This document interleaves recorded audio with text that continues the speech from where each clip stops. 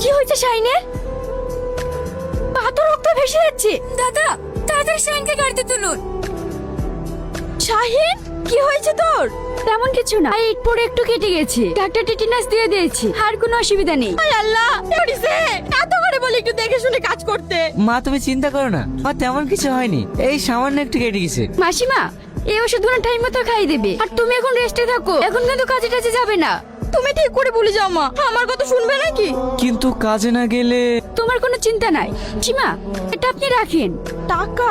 আরে রাখেন তো, আমি আবার পরে আসবো। কাল শাহিনকে আমার সাথে একটু নদীর ধারে দেখা করতে বলিস তো। কেন রে? জানিস আমি শাহিনকে মনে মনে অনেক ভালোবেসে ফেলেছি, বারবার শুধু ওর কথাই মনে পড়ছে। তুই কি বলছিস? ভাটার একটা শ্রমিক কি? তোর বাপ যদি জানতে পারে তাহলে কি হবে একবার ভেবে দেখেছিস? তাছাড়া আমি যতটুকু জানি তোর বিয়ে তুই ম্যানেজারের সাথে হবে, ওই জানোরটার সাথে। ও তো মানুষের মধ্যে পড়ে না।